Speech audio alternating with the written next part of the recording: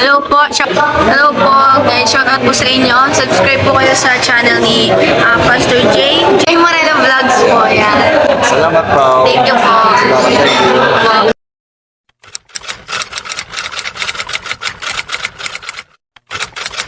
At mapagpalang hapon mga Kalingap. Magandang hapon po kay Kuya Val, Ate Edna and Kalingap Rob sa buong team ng Kalingap.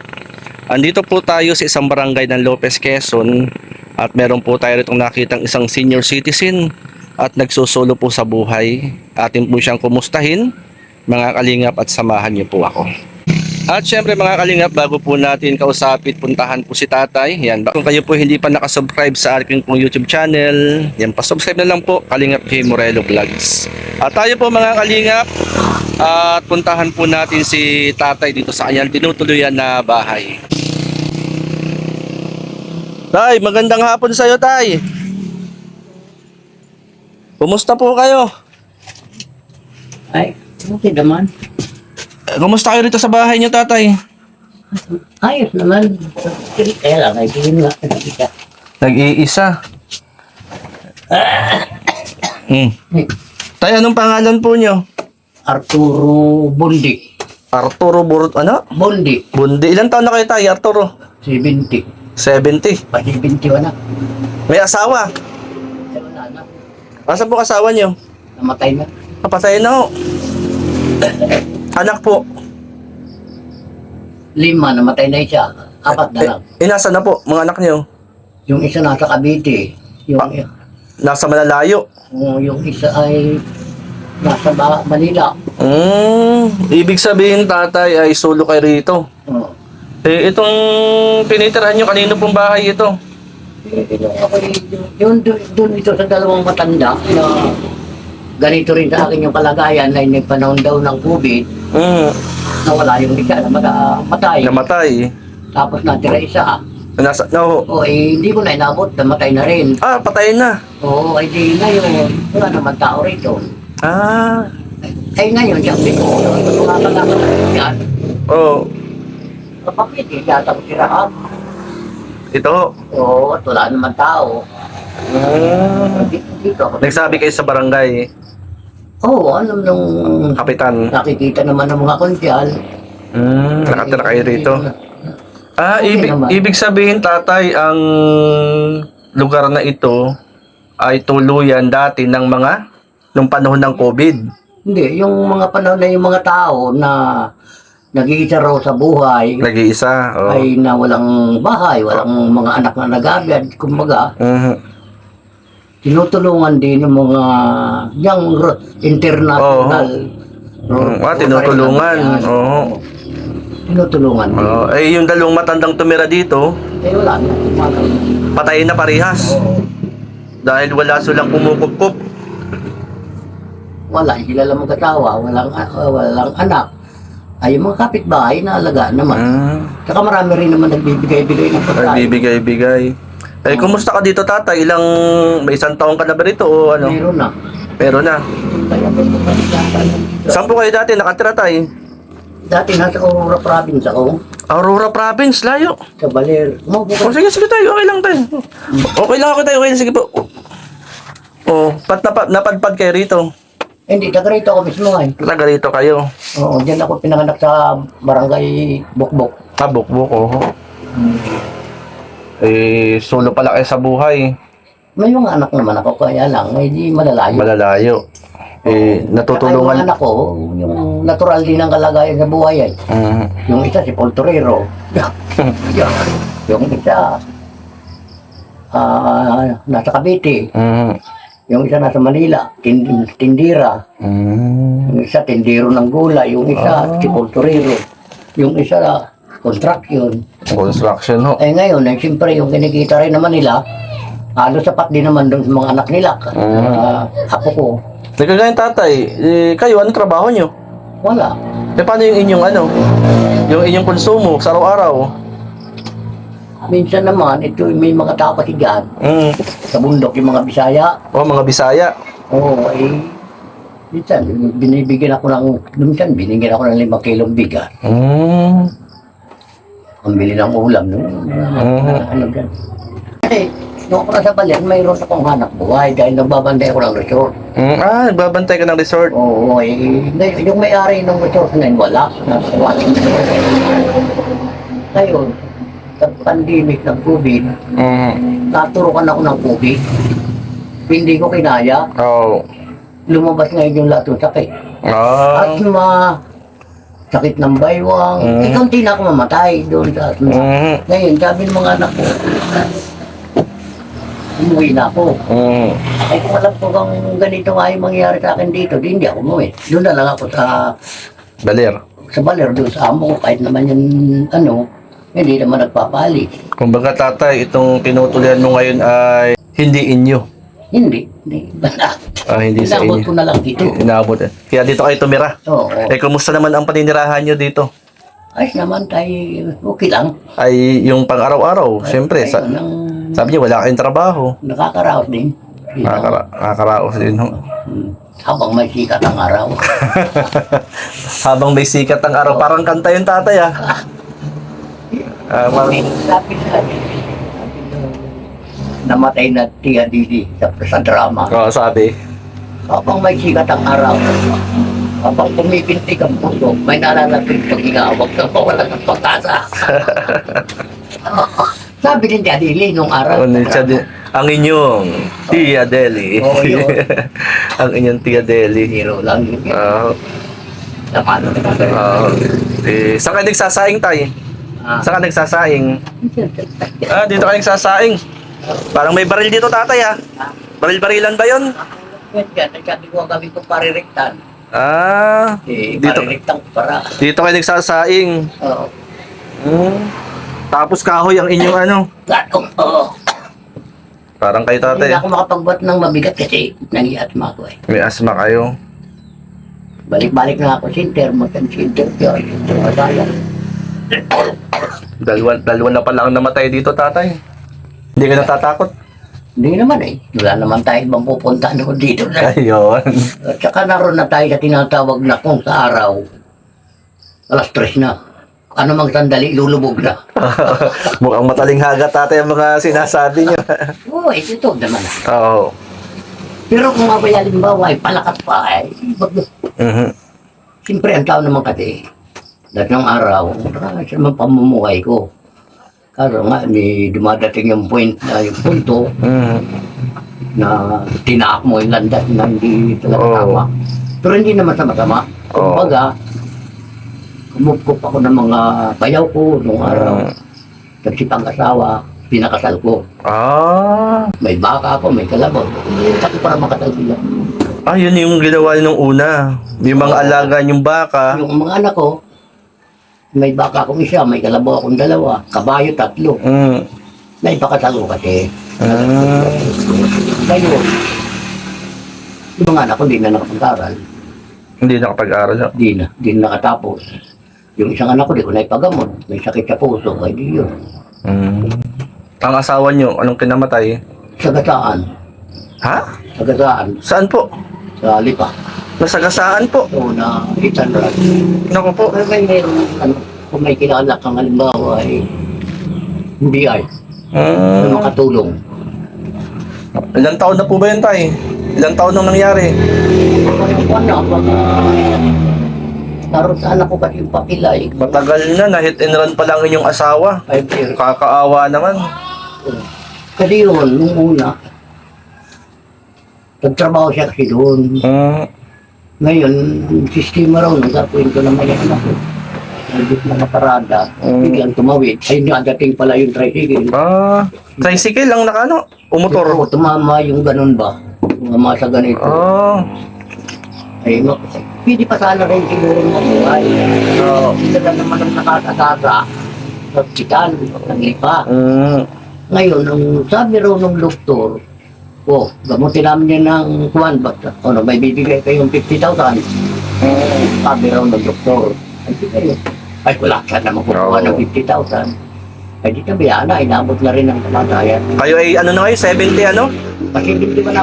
Pa-71 kayo ngayong January. Ibig sabihin tayo, maraming na kayong pinagdaanan sa buhay. Nabanggit nga ninyo, Kung sa paglubog ng araw ay alas 3 na. Oo, tulad nung yung asawa ko ay nabulang, nung nabubuhay pa. Eh, meron na posisyon nung yung pangalagaan ng yogan. May isang lako yun. May isang lako yung posisyon. Posisyon lang. Oo. Hindi naman yung para sa may-ari. Oo. Ngayon, pina-opera ko yung asawa ko doon sa San Luis, Pampanga. Yung magaling doon na nag-opera ng mata. Nabulag yun ay. Kumusta o? Nakakita naman. Nakakita. Oo. Luminaw ang mata. Luminaw ang mata niya. Pero may na yung 5 taon siguro Oo. na madilim ang paningin. Yun, nakakita siya ng matagal. Siguro baka 10 taon naman. Oo. Kasi nilagyan ng ng contact lens. Oo. US contact lens nilagyan ng doktor. O nakakita ng medyo matagal-tagal. Nakagasaan naman niya. Ayun. Nasagasaan naman. Oo. Kung kailan nakakita, saan nasagasaan. Nung bulag, hindi nakagasaan. Dapat. Nung bulag, hindi nasasagasaan. Nung nakakita, ay, nako po. Tay, ngayon dito, sa inyong pamamalagi dito, ano yung bagay na nararanasan nyo rito? Kayo nag-iisa. Pakunay na yung lungkot. Ano po? Yung lungkot. Dito. O kasi, itatanim mo sa isip mo, sa puso mo yung minsan, may anak ka, nasa piling ka ng mga anak mo, napalayo ka, nagmamahal ka sa anak mo, minamahal ka rin ang anak mo, kaso lang may kanya-kanya na silang pamumuhay. Hindi ka naman pwedeng puro doon. Sabi nga ng mga anak ko, doon ka papa, tambuhan. Tambad doon ka. Kasi hindi naman ako pwede noon. Kasi laka dito, laka doon, baka ako pa masagasaan pa rin. Ibig sabihin, tatay, ay... Alam mo kasi may pangyayari sa akin na diyan sa Manila hanggang ngayon, nasa isip ko pa. Ano yung tatay? Kukwento ko sa'yo. Doon circle, Oo. doon pasyalan yun.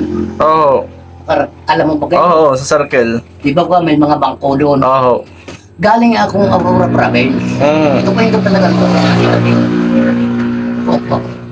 Mga balbo ko din. Buhok, di ba akong papagupitan? G-Prox kayo nun. Oo. Opo. May dumating na babae. May dalang aso, dalawa. Sabi sa akin, Mama, isog-isog. Oo. Pinatungay niya yung aso. Kaya mas nang aso, ganda eh. Sabi ng babae yun eh. Doon ka na mama sa kabila. Sabi ko, ako naman ang nauna dito. Na parang sumamay mukha ng babae. Sabi pa naman sa akin eh, mabango pa yung aso ko kaysa sa'yo eh. Yun ang hanggang ngayon, di ko nalilimutan. Yun ang pinakamasakit na biro. Yung sinabi sa inyo. Mabango pa rin yung aso niya, kaysa sa akin. Yung naramdaman nyo. Nagdilim yung paningin ko. Then marami naman doon kasi siya ay. Huli. Doon, sumamaan loob ko hanggang ngayon. Pag naalala ko, ay talagang. Napapaano kayo? Anong naramdaman nyo nun? Sa sarili nyo? Yung ba, yung biglang dumilim nga yung paningin ko ay. Para kayong tawag dito, para kayong minaliit. Parang minaltrato ko kung paano. Yung parang sabi, mas mabango pa yung aso kaysa sa inyo. Para kayong... Ay, birang tao rin naman yung makakagawa nun. Oo, para kayong dinown. Hindi lang din. Kumbaga talagang, ang tingin niya talaga sa akin, yagit. O putik na didikit doon sa kanyang pagkatao, sa kanyang mga aso. Grabe, nasaktan ang kalooban nyo. Oo, talagang matindi. Kaya kapag naaalala Pero nyo... hindi ko yun sinabi sa anak ko. Kasi ako naman na makapamay kung tanong anak ko. Kaya kapag naaalala nyo ngayon, kahit ngayon naaalala ninyo. Oo, totoo ka niya. Pag naaalala nyo ngayon, kagaya nabanggit nyo. Sumasama loob ko. Masama loob nyo. Pag ako nagsusulo, nakahiga, di pa ako makatulog. Pumapasok sa isipan ko yung mga nakaraan na problema, yung mga napangyayari, yung mga susunod pang kabanata. Halimbawa, kung bawihan ako ng buhay, pero naman tayo gobyerno Oo. Pero tatay, ibig sabihin ay matagal na napagdaanan nyo yan na nandiyan pa rin sa inyong isipan, sa inyong puso. Sa isipan ko, sa puso ko. At kapag naaalala nyo, nasasaktan pa rin kayo hanggang ngayon. Oo, totoo ka. Yung bagay na yun, Masakit pa rin ang loob mo. para kayong minaliit. mas matindi pa, hindi lang minaliit. Talaga kumbaga, itinuring ka ng parang daig pa ang pulubi sa sinabi niyan yun. Abuti pa pinalis na lang niya ako eh. Huwag na lang Huwag na magsalita. siyang nagsalita eh. Oo. Kasi hindi naman maganda yung salita niya. Oo. Yung tatay, ano lang tatay, matagal na panahon na yun, ay tulungan niyo po ang inyong sarili na iwaksin na sa inyong isipan, puso yun. Eh, hindi natin maalis din. Oo. Halimbawa, nag-isa ka. Tulad nito, hapon na, nag-isa ka. Opo. Yung lahat na pinagdaanan mo ay ibabalik. Sabagay, ang Maalala lahat niyo. ng nakaraan, ibaon mo na sa limot. Anong kahilingan niyo sa Panginoon? Sana, yung bigyan ako ng kaunting biyaya o. Ngayon, sa tugtog lang, ay pumupunta rito ang bornagin ano. Ako naman talagang hindi natangil. Basta sa Panginoon yan. Tanggap ko lahat, mga kabadista yan, kung ano yan. Basta sa Diyos ang pinag-uusapan. Oo. Sabi ko, baka palarin ko ng araw, halimbawa, patiis ko yung ganitong buhay. Ay dumating pa sa aking kapalaran, no? Oo. Diba? Bukas nga, simba ako sa Bornagin. Oo, yun maganda. Tama po yun, tay. Diba? Basta tatay, sabi nga ay habang may buhay, may pag-asa. O, sino nga sabi ni Tia Adili? Habang pumipintig ang puso, may nalalabing paghinga. Huwag kang mawala ng pag-asa. Ayun. Tay, ulitin ko ano yung inyong panalangin sa Panginoon. Ay, panalangin ko, magkaroon man lang halimbawa ng bago man lang mamatay, ay di. Yung bang medyo guminawa, ganun. Maglakad-lakad ka rin na may pera, eh. Wala kang pera. Oo. Kumbaga, lahat, Panginoon. Tama. Kumbaga tatay, sabi nga sabi ng salita ng Diyos, awit 37 verse 4, sa Diyos mo hanapin ang kaligayahan at ang pangarap mo'y iyong makakamtan. Oo, totoo ka. Hindi man natin makamtan ang yaman ng mundong ito, ang mahalaga, nasa puso natin ang tunay na kayamanan. Walang iba kundi si Lord, Panginoon. ang Panginoon. Alam mo kasi, Totoy, sa turo lang, anumang uri, anumang ganda, anumang kayamanan dito sa ibabaw ng lupa, tandaan nila. Yung mga tulad na sa gobyerno, wala, hindi nila kayang galawin yan. Hindi nila yan madadala sa libingan. Oh, walang makakapagdala niyan eh. Totoo po yun. Talaga nandyan lang yan. Totoo yun tayo, di ba sabi nga ng salita ng Diyos, kung paano tayo dumating sa mundong ito, anong ayos natin, pag-ayos natin, ganun din ang ating ayos. Oo, totoo. Pagka tayo ay Diyos lang ang nakakalam. Umasa tayo sa Panginoon na pag nadanasan natin yung paghirap, tumawag sa Panginoon, kalulugdan din naman nila tayo. Kung ako'y isang kabataan, ano ang maipapayo nyo sa akin o sa mga kabataan? Sana, kapayo sa kabataan ng mga katulad nyo, halimbawa, kung may kakayahan, talaga dapat mag-aral, makatapos, makakuha ng magandang trabaho. Kasi kung hindi ka makakapag-aral ang mga kabataan ngayon, tiyak ang pupuntahan yan, tambayan, hanggang sa matutong mag-adi. Kapag ang lahat ng kabataan ay na ganyan ang mangyayari, baka ang mamuno sa bansa natin dito, drug addict din. Ay, di ba? Oo. Totoo yun tatay. Kaya ang kailangan talaga sa mga bata, unang pangunahin na dyan, yung magulang. Proteksyon ng magulang. Huwag nilang iasa sa guro o sa mga barangay tanod, kung ano. Kailangan talaga ang magulang din ang magtanim sa isip ng bata na yung ikwento nila na yung mga paghihirap ng araw para matanim din sa bata. Oo. Makapag-aral sila. Kasi kung basta mo lang pinaaral, pinaaral mo lang pinaaral, hindi mo tinuturuan yung mga pangyayari sa mundo. Oo. So, wala. Hanggang tira lang, tira. Oo. Patigit sa lahat tatay, ang mga kabataan dapat kumilala kay Lord, kay Lord, oo. Turuan nila na maturuan, alam, rumispito sa matanda. Ay ngayon, wala na eh. Tumawag sa Panginoon, turuan nila magdasal, lumiling, magpatawad. Ayun. Yan sana ang maganda na Sa mga kabataan. na mapabalik sa kabataan kasi yung mga bagay na yan. Tay, pwede ba ikaw ipag-pray? Manalangin tayo. Pag-pray kita. O sige, manalangin tayo. Yan. Panginoon, dinadalangin ko po sa iyo si Tatay Arthur na kung saan, Panginoon, ikaw pong nakababatid ng nararanasan niya at pinagdadaanan sa buhay sa panahong ito. Panalangin ko po, Lord, bigyan niyo po siya ng kalakasan, bigyan mo po ng kagalingan, ang karamdamang asma, Panginoon, ay pawiin sa kanyang buhay.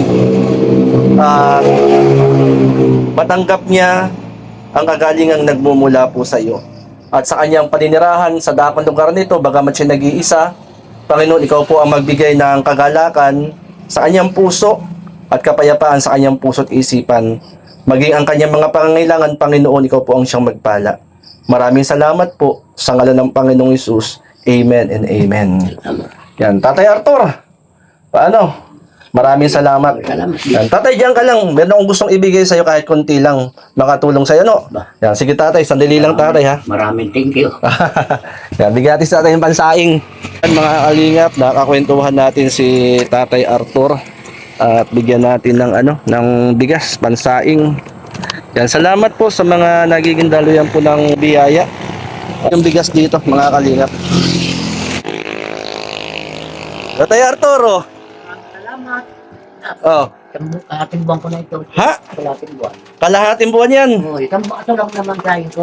Ah. Kain na yun, isang baso. Isang baso. O, dalawang kain. Isang araw na yun. Oo, hindi naman Ayan.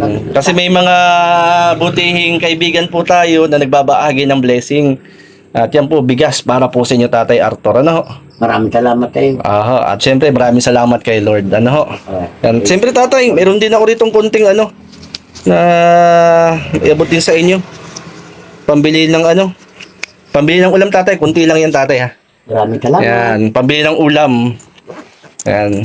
Daming mga gulay-gulay na lang. Aha.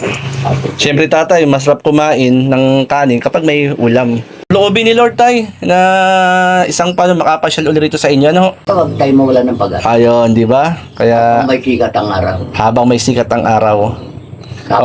Pumipintig ang puso. Nalalabing pag-inga. Huwag mawala. Wala ng pag-asa. Tayo sa Panginoon. Amen. Ayan.